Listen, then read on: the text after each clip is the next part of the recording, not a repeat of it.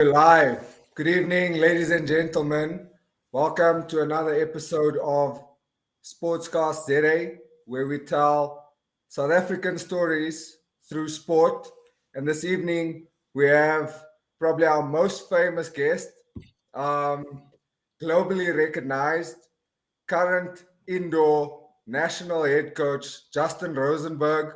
I just want to take the opportunity to thank you so much for joining us this evening. Absolute pleasure. Thanks for the opportunity. And obviously, looking forward to telling my story and obviously maybe changing a couple of lives and stories going forward. That's wonderful. You also just got back from training now. I know the national team trains in the evenings. Tell us how that went. Yeah, I just got back from an indoor session as the team's starting to prepare for the World Cup training camp to be held in Cape Town in August. So it was a really intense training session. Put the guys through their straps. Obviously, said to them I need to leave, but they looked a bit buggered. But they're obviously on the right track, prepping for the World Cup camp in a couple of weeks' time. Yeah, knowing you, if your players are buggered, you're happy. 100%.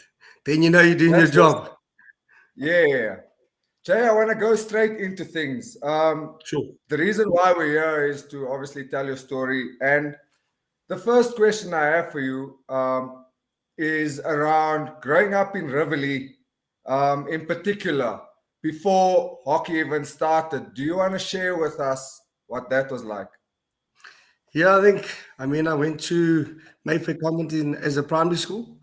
And then obviously I got an opportunity to further my education through my athletics coach at the time, Judy Lacey from Mayfair Convent, to get the opportunity to go to Parktown Boys. Never knew of it. Never thought of actually ever going to a boys' school. And then, yeah, took that opportunity with both hands. But obviously, seeing my skill set and seeing players play in high school when I started in the under 13C team. Now you would obviously call it under 14C. I played about 2 or 3 games for them and scored about 14 goals. Got promoted to the A team, but I wasn't close to anywhere the skill set that the players had. So every day I came home for the next couple of weeks and I trained on an astroturf that was built, which is now called the Walter Miller Oval. There was an astroturf before it was now a normal turf pitch. And I trained on that for an hour and a half every day by myself for at least 6 to 8 weeks, just to improve, to get better. And some of my friends would come and stand and watch and say, it looks exactly like football, going over the top and inside pool and outside pool with a bit of aerial skill. It reminded them about football. And you look at the formations, the style of play is very similar. But I trained every day I came from school. If I was buggered, I trained for an hour and a half, 2 hours, just to improve myself and to be able to stand on the pitch and say, I deserve to be in the A team. And that's what I did. I trained on a cricket pitch. It was about a meter, 2 meters wide, and about 20 meters long. And I just did my thing. And now I never looked back since then. Wow, that's crazy. Like that's the typical example of like making do with what you have, and ultimately, using, the adversity or the constraints that you have to propel yourself forward. Obviously, I want to go. Obviously, you touched on a few of the points that I was actually going to discuss, like where it started first, being Mayfair Convent, getting promoted, and training on an Astro pitch, going to Parktown Boys. Would you like to share with us what being at Parktown Boys was like? Because I remember you sharing with me that it was a historical moment. Yeah, you look at the where the country was going in 92, 93. Yeah, it's that long time ago. We started just obviously changing our mindset, and obviously non-whites being allowed into that sphere, into an all-boys school, into a white school, predominantly white school, and being one of the pioneers to get into that situation and afforded the opportunity to better themselves from an education, but also a sporting point of view. Because if you look at your monastic schools, the boys' schools, the private schools, were all the forefront of sport in the country, in the Gauteng. And Parktown was one of those. And being afforded the opportunity, you got in there, and I think we were about a handful of non-whites back then in standard 6, now grade 8. And in the 5 classes that we had within that grade, we were a handful of non-whites. And it's not that we didn't get along. We got along. We were some of the top sportsmen across football, hockey, cricket, tennis. We could play. And just having that platform to be able to show what you can do at a higher level than what you came from, because most of us all came from colored schools. Mayfair Convent was one of them. Guys came from Eldorado Park. Some came from Bosmont, CJB, that were afforded the opportunity to go to the school and given the opportunity to better themselves, because obviously our parents always wanted us to be better than what they had. And that was my opportunity. And luckily the door opened through my athletics coach. I mean, I was an athlete before I became a hockey player and a cricket player. 100, 200, 400 was what I did in primary school. And that kind of fell by the wayside slowly throughout high school, and obviously hockey and cricket took over. But in my first season at Parktown Boys, I think I scored 42 goals. Jeez. And I broke about 6 hockey sticks. My dad was like, "Can you stop this now? It's costing me money." I mean, hockey sticks back then were wooden sticks. And I could hit a hockey ball. I really could. But I went through stick after stick, week in, week out. And my dad's friend at the time, Jerome Keston, he was a really good hockey player. He played for Provincial, and he also played for one of the prestigious clubs back then. Gave me a hockey stick, and that kind of lasted me through the season, because I'd just gone through about 4 or 5 before he gave me a stick to obviously carry on the season. You obviously mentioned your dad there as well. I know you come from a very sporting family within the context of the province and the country as well. Would you like to touch on that for the sake of the podcast? Yeah, I mean, obviously the surname kind of says it all, or says a lot.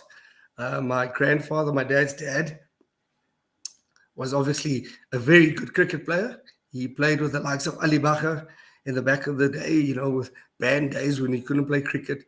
But he rolled shoulders with the likes of Ali Bacher, Pollock and them, and made a name for himself as a cricketer in not just the colour community, but also the greater cricket community within Gauteng and South Africa.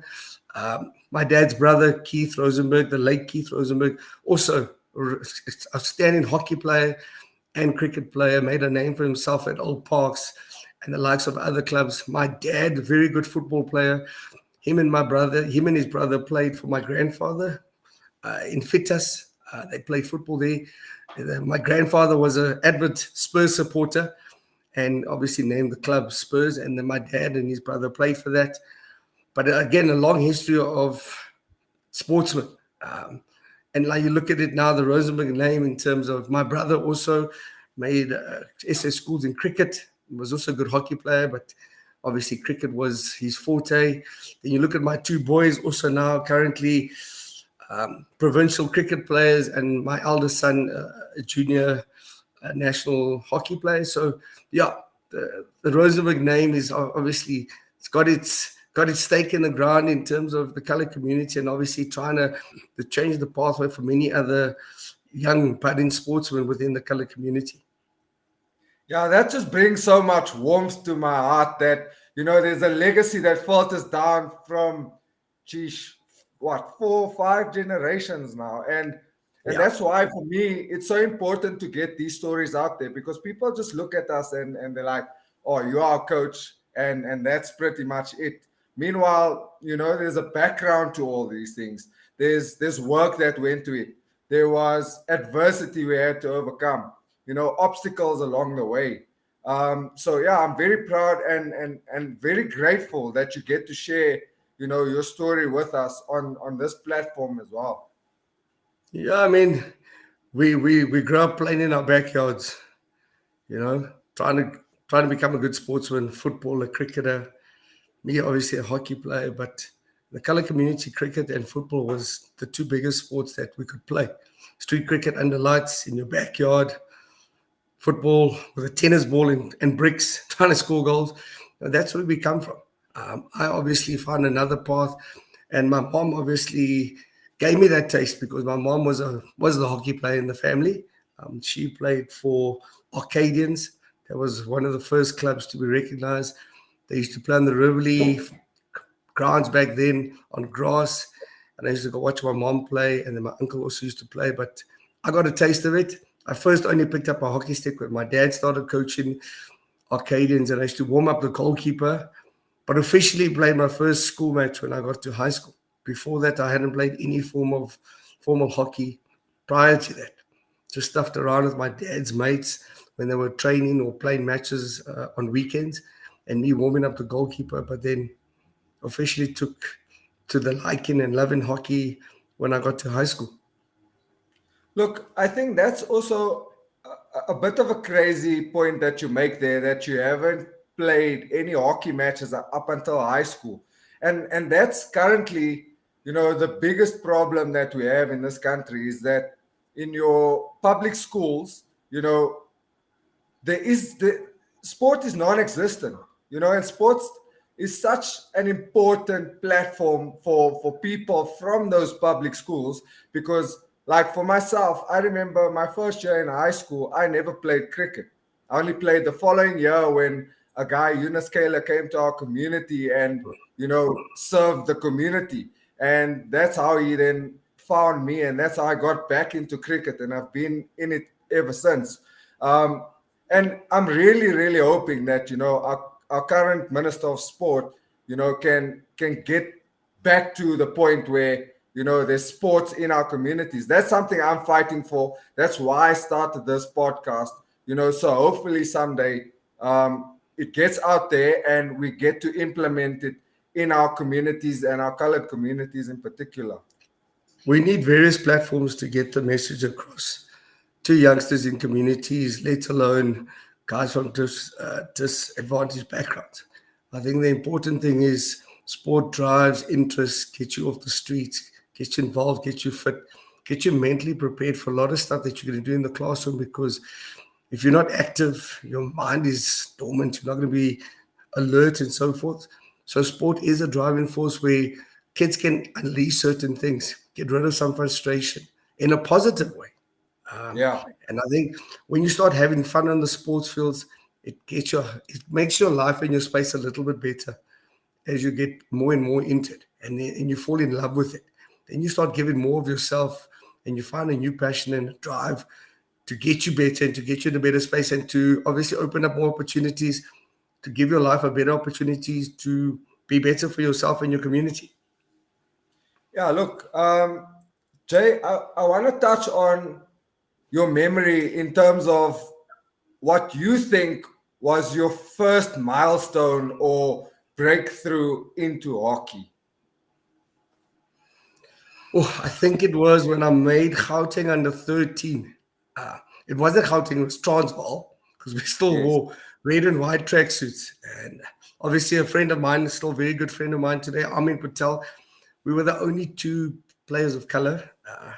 I mean, I don't like using that word, but it is what it is. And we use these acronyms in sport and in business as we move across and so forth. We played back then for Transvaal under 13. And I remember being the youngest kid in that team. I think I was only 13 and these were 14-year-olds.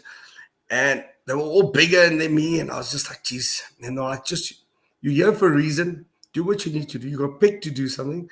Do your job and the rest will fall into place. And I remember playing against Natal at Ramberg Astro, and I had an absolute stormer. I scored a couple of goals, set up a couple, and we smashed Natal. I think it was 5-1. And that kind of opened up a lot of people's eyes. And like, who's this kid? Who's this guy with so much pace, skill, can hit a hockey ball? And I had a very good friend of mine from school, Ian. His dad was the sponsor for Model. It was a hockey stick. I don't think many people can remember. But he gave me my first sponsored stick. And geez, I treasured that thing and I just looked after it. But again, it was something, if my success was something for me to get opportunities to get stuff, I even worked harder and harder to ensure going forward, my parents didn't have to fork out thousands of rands, or back then it was hundreds of rands for hockey stick, that my Yes. ability spoke for itself and I could afford myself the opportunity to get stuff to play the sport I love so much. So yeah, I think that first tour when I made Transvaal, I think I still have the tracksuit somewhere in storage. There's a lot of memorabilia stuff that I've kept over the years that obviously sets a lot of stuff in my mind that was starting points for currently, which is still a career in hockey. Yes. And I want us to stay on that note because you were obviously selected for the national team, ultimately the national men's team, and you also represented us at the Olympics. Where were you and what do you remember that call being like? I mean, I was still in high school.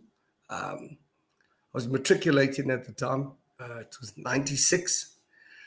And the coach back then, Charles Bonnet, he's now the current women's national coach. He gave me a call, and the manager as well, Dave Carr at the time, called me. They didn't call me, I think they called my parents. Because remember, there wasn't mobile phones, it was landlines. And I think they only Yeah. had a landline for my parents' work. So they got hold of them and said, I've been invited to the next training camp for the men's team.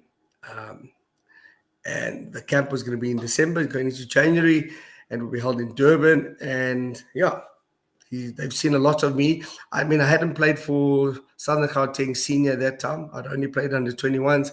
I'd made the S under 21s for the previous 2 years as a 17 and 16-year-old. So yeah, it was obviously coming up the ranks quite quickly. I then obviously had the opportunity to go to camp in Durban. It was quite intense. I mean, 6 days of humidity, 70% humidity, 34 degrees in Durban, training hard. I think we had a 2.5 hour morning session, an hour lunchtime session, then an evening session of another 2.5 hours. So it was about 6 hours of training every single day for 6 days. And it took your toll. I mean, I'd never been introduced to such a training and a caliber of training and intensity. And I think that's why I'm that way inclined, is that my first introduction to that kind of training was quite intense. Charles was of the belief that we fit, we train, we can play any brand of hockey and we could last for 60 minutes, but obviously back then was 70. We obviously played 2 halves of 35. But yeah, that was the first thing. And at the end of that camp, I got selected as a young man of 17 to play in the national team, to go overseas. And my first tour was to Italy and Holland. Never forget that. And I think it was also my first ever trip overseas. I mean, my parents hadn't been on a plane even locally to Cape Town or Durban. And here their 17-year-old son was obviously flying overseas. Massive strides. I mean, yeah. So yeah, I mean, 96 was a very massive turning point at the end, and the start of 97 as a 17-year-old when I made the national team. Yeah, look, I think, you've obviously made your family very proud. You've achieved many firsts, and I'm just grateful that, me knowing your boys and looking at their life, it's probably nowhere near to what your upbringing was. And I'm grateful that, hockey has given the ability to make their lives so much better and give them a better opportunity to have the same opportunities, that you had through hockey, through sport. Yeah, I think. And yeah, I guess that's a significance of sport. Yeah, I think coming from a closely community, I mean, even as I made the national team, I had this massive article in the Sunday Times. Um, this boy from the dusty roads of Rivoli making it into the national team. It was special. I mean, my first radio interview was on 5FM with Darren Scott. And he couldn't understand. He says, but apparently you're such a good cricketer. Why hockey? And I was like, hockey might not pay, but it's my passion. As soon as you Yeah. find a passion, you'll find a way to enjoy it and kind of try and make money. But currently, guys are starting to make a bit. But I did Yeah. have that opportunity, and I think my parents paying it forward to give me an opportunity is me paying it forward to my kids to give them better opportunities, but also kids that I'm involved in, give them more opportunities to be better, do better. You never know what will happen. You change Yeah. one kid, you change a community, you change the next great thing. So been afforded that opportunity for my parents to be brave enough to let me go to an all boys school was special, but then at the same time, I need to make sure that I'm paying that forward to my kids and giving them as much opportunity in any sphere that they want to attend. Never letting them say, well, that's not good enough or that's not the opportunity I want. Try something. I don't want to wake up tomorrow and say, if only I'd given them that opportunity, I would not have known where they would be if they didn't get that opportunity.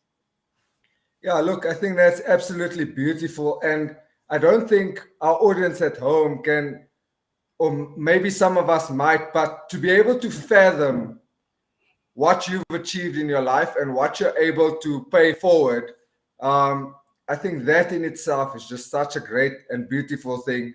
I look up to you a lot in that regard. And geez, that's just a proud moment for me, even, you know. It We might not be related, but Yeah. you know, because of what you've achieved and being the mentor that you are, you know, it's so dear to my heart. So I just want to say thank you for all the hard work that you've put in over the years to achieve what you have.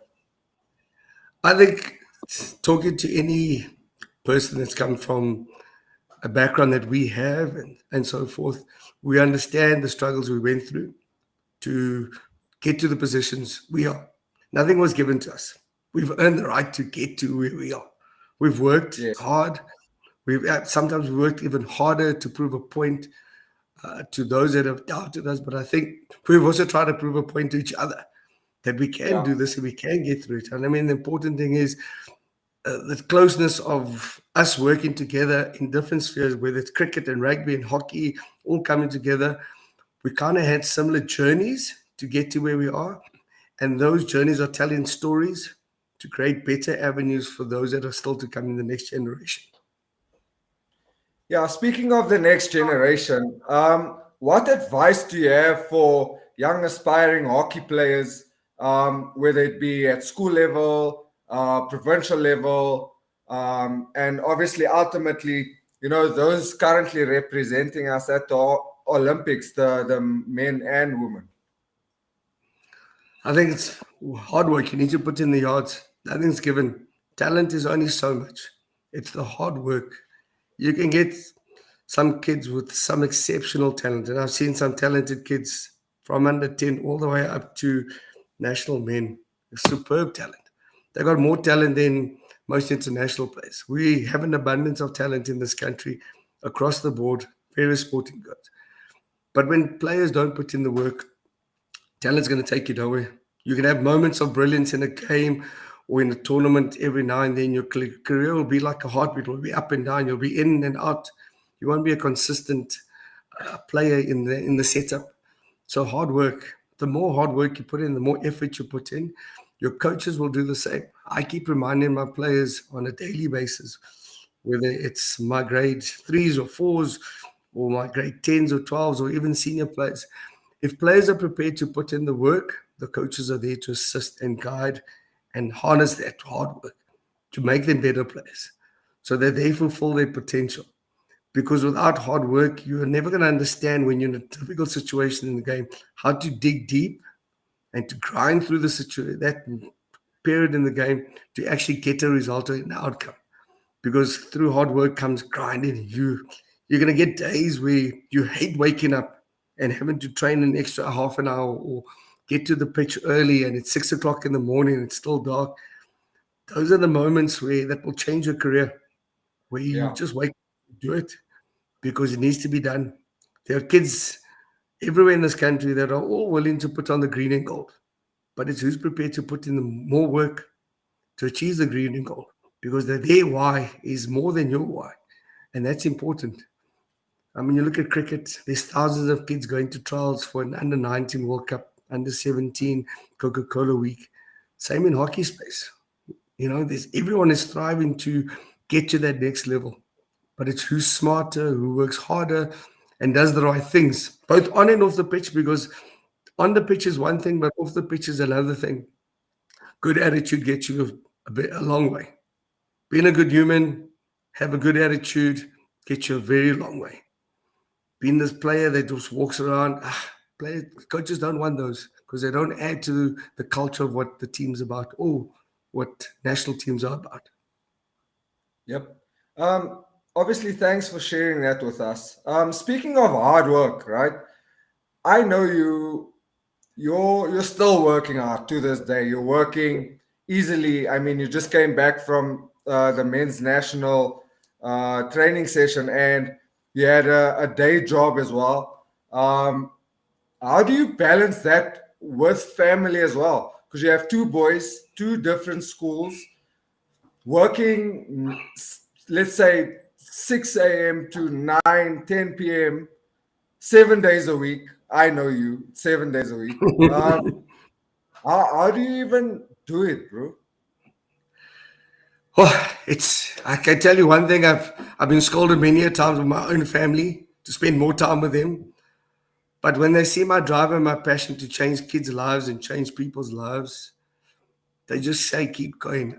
And the one thing that drives me every day is the success or the growth of an under 3, under 5, under 7, under 11, under 19 player.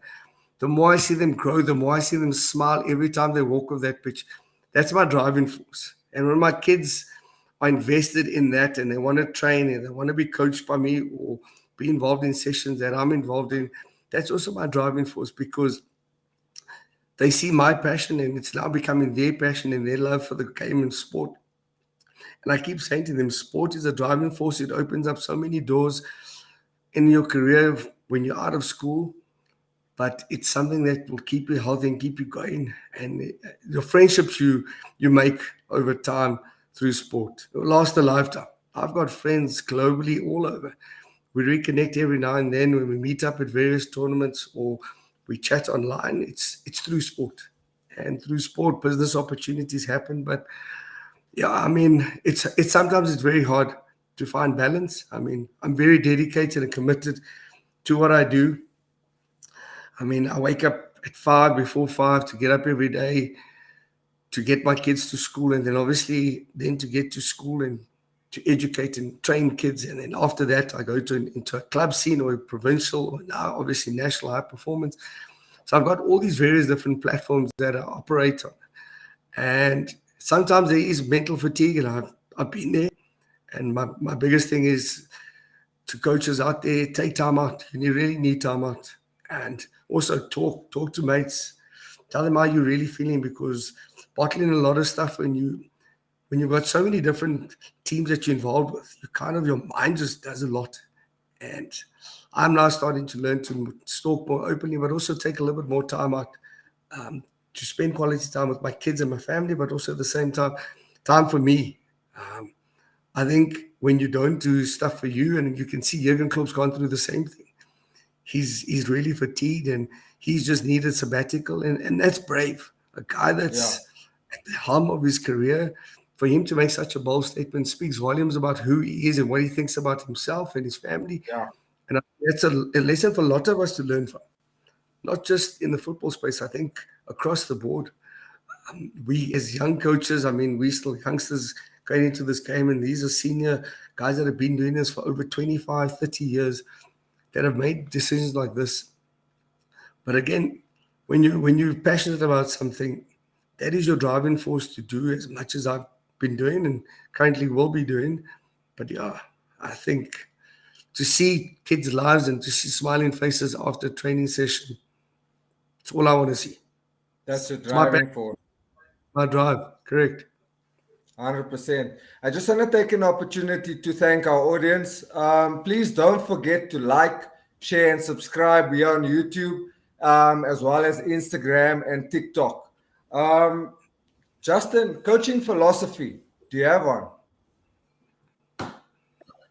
Whatever you put in, you're gonna get out. Trust me. If you put nothing in, you can't expect anything. And I think Yes. a lot of our kids aren't taught about hard work. And again, it comes from the guys that weren't given every opportunity to work a lot harder. I know a kid now that's gone through the system, and during COVID, he trained for about 2, 3 hours by himself every day. And I watched this kid, he had a lot of potential, but he put in the hours. He used to come and chat to me, ask him to help me out with a couple of things. In the space of about 3, 4 years, he's gone from a kid that everyone said, oh, he's not bad, to now going to a national under 21 camp. And that's just purely through hard work, dedication, and whatever he's put in, he's now reaping the rewards.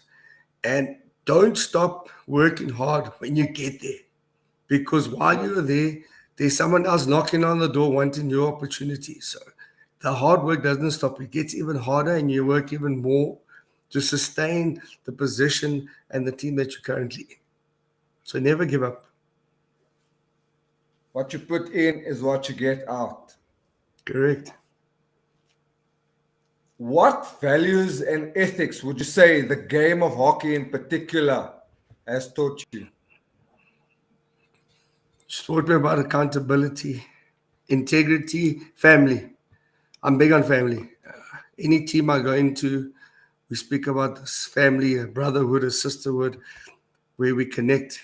You have a responsibility in your household, which is your team, in order to do something, whether how big or how small it is, every little bit counts. So that for me, family is big. Trust. If you don't trust your teammate, trust me, you're never going to give them the ball. you know, and respect, because we all deserve to be on the pitch. We all have a part to play, and that's one thing. And belief.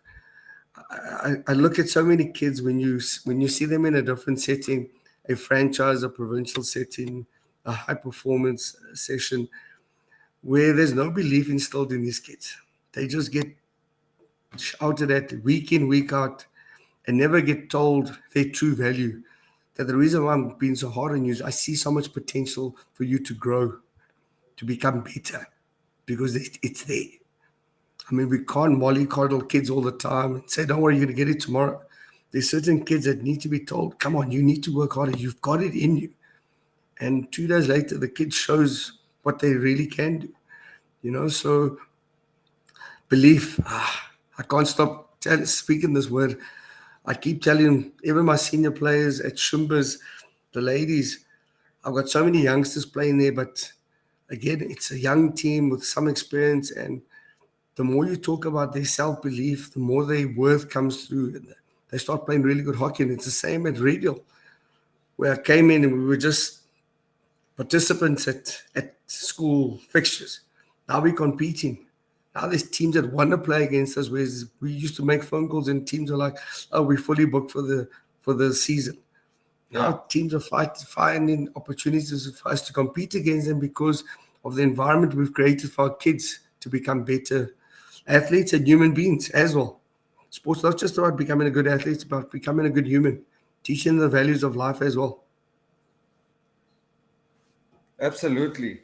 I think speaking of Radial, the system you've currently set up in terms of competing at Bowden and Aiken, Howell and Powell, um, you know, obviously winning a championship also very recently, just missing out on defending it as well. I think that's a testament to all the hard work that you've put in, and yeah, again, just incredible work.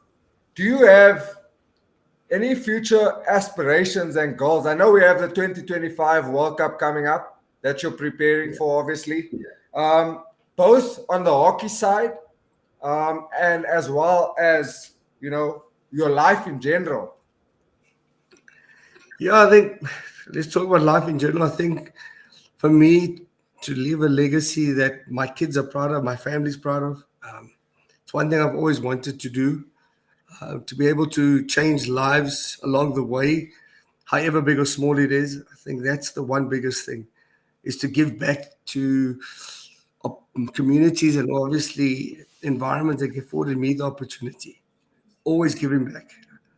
I've never shied away from doing stuff for nothing. I think People gave me the opportunity. They taught me. I had a coach way back that believed in me when I was still at school. Dr. Ponky Furrer used to fetch me to come and train at his house because he turned his tennis court into a hockey pitch. And I trained there for many times to become a hockey player because he wanted me to go study at Wits and play for Wits. But again, he charged nothing. He just said, "Come, I know a kid with potential. I want to see what else happens." And those are things I keep looking for in kids. I mean, at the end of any hockey season, I give absolutely everything away. I've got nothing left. I think sometimes my sponsor doesn't like me Yeah. come Yeah. January. But again, giving a kid that's got nothing, something where it's going to change his life, that's important. It's always giving back. And I think leaving that legacy of people knowing that you have the time of day for them to talk to them, change them, help them through situations. That's what people want. They don't want someone that's achieved something, not to have the time to speak to someone that's still learning their trade, crafting their skill set. And if for me to do that on a weekly basis, I mean, I go anywhere in South Africa and I get bombarded. But I love it because I know kids are interested to hear and to learn and develop and not just want to take a photo. No, they actually take the time out to have a 5-minute conversation. Ask you, please come and see my game, see what I'm doing wrong. Can you help me out here? Can you do that? That's kind of what I want to leave behind. And that's what I've been known for, is to change someone as small or as big it is and just transform their life. And I think Yeah. from a career point of view, yeah, the World Cup's obviously massive.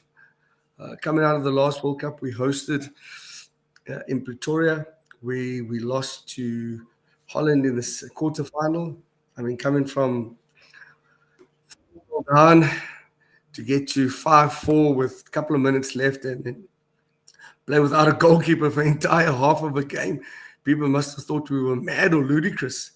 Yeah. But we took this to the Dutch, and they were taken aback. And we went to 5-1, 5-2, 5-3, 5-4.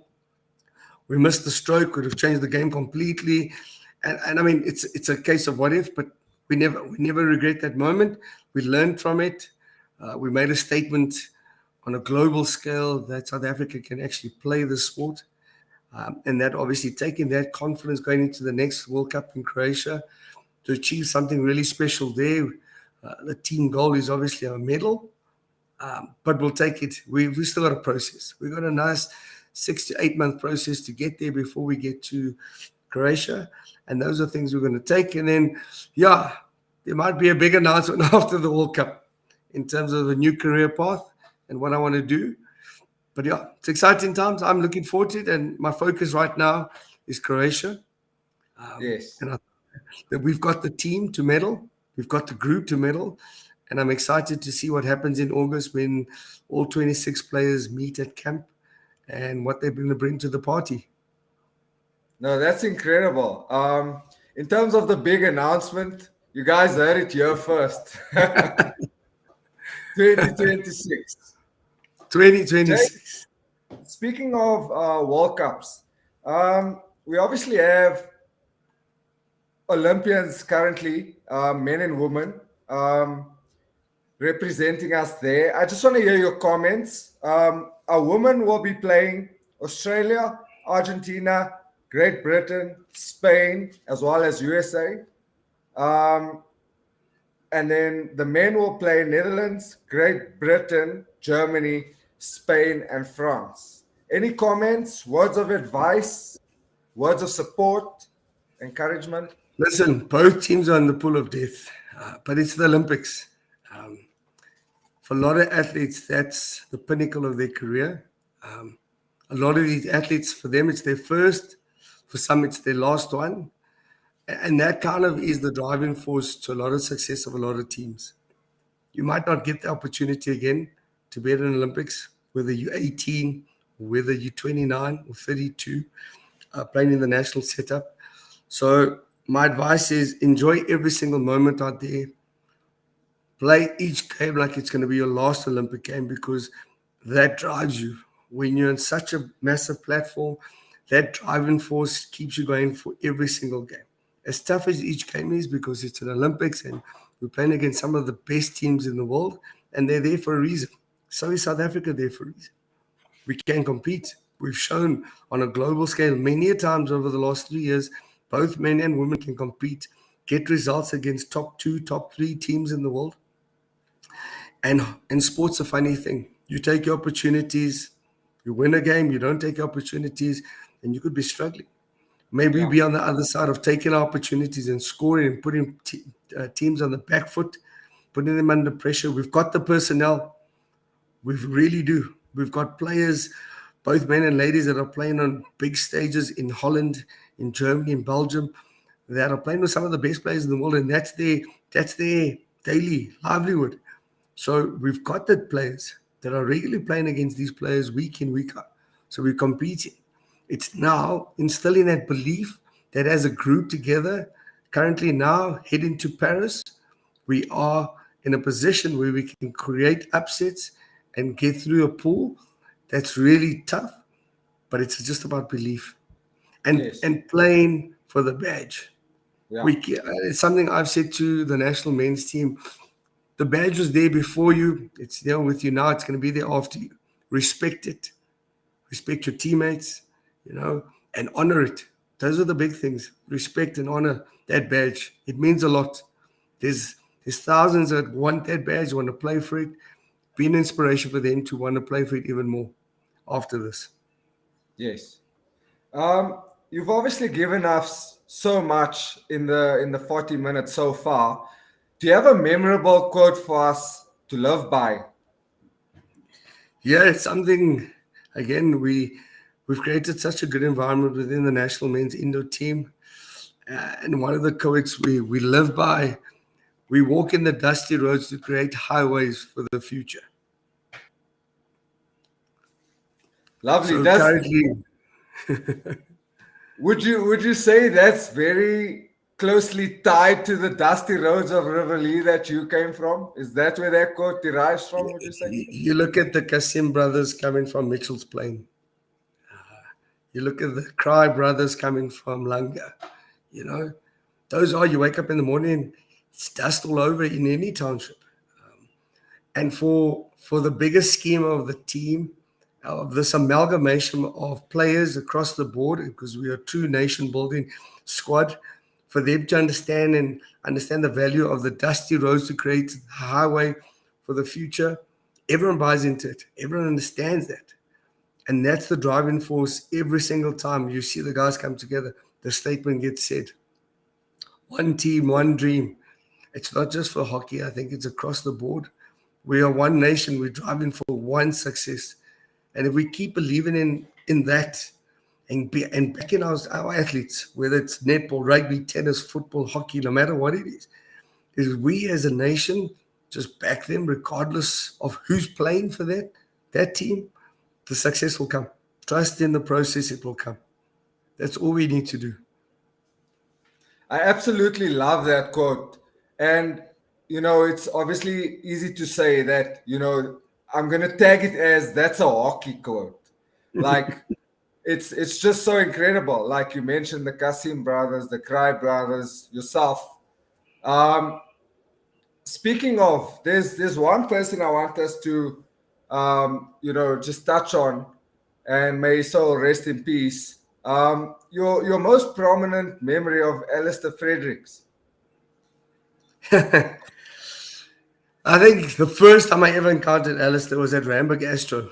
And he was playing for Wits Tech at the time. And my dad took me down to go watch hockey. And I think Arcadians were also playing, but at the top field. And I was hitting this ball into the goal by myself for like a half an hour, nonstop, harder and harder. And he walks up to me and says, "Who are you? Who is your father? Where do you come from?" And I said, "My name is Justin." "Who are you? I've never seen you. I've never heard of you." And I pointed to my dad and his friend, Garth Jansen. I was like, "Oh, no, don't worry. We have a chat." That was my very first encounter with Alistair. And I think my most memorable one was him and I had a chat, and he said to me, "You need to take over from a national coaching point of view and change a lot of what we think and how we think, and instill belief in the players to play the brand of hockey South Africans play, because we play a different brand, whether it's Yes. cricket, football, rugby. because of our amalgamation of players, we bring something different that no other team's got. We've got flair, we've got pace, we've got skill. Some teams only have one, some teams have two. We've got the opportunity to have all three. And he says, you need to instill that back to get us going forward again. And that for me was special because he knew I believed in players. I believed in youth. I believed in experience. But at the same time, if players are good enough, give them the opportunity because I can trust you now. When they trust you, they play for you and they back themselves, you get results. Absolutely. In closing, I have to ask this question because I ask every guest this question, and I know you've said it before. So whether you repeat it or not, what do you want to be remembered as? Tough one, eh? Yeah. A man that has given an opportunity to somebody that didn't deserve it, but saw potential, and the reward was the success story further down the line. It's important. We need to see through all of these political things. And if you see something in someone, afford them the opportunity. Fight for that Yes, opportunity because the success story of that is far greater than you could ever imagine. We can't script anything. But if we don't give it an opportunity, we would never know what their story is at the end of the absolutely. day. Yeah. We wouldn't. No, that's wonderful. Jay, thank you for your time, um, and all the best from this point onwards and in the rest of your life, in all aspects of your life, not just hockey. I just want to wish you all the best and nothing but the best. And I just want to say thanks for our viewers for tuning in. Please like, share, and subscribe. Very incredible story, lots of insight, and hopefully, this video can inspire a lot more people to play sport and to get out of those dusty roads that we speak about. Yeah, that's for sure. Reese, thanks for the opportunity.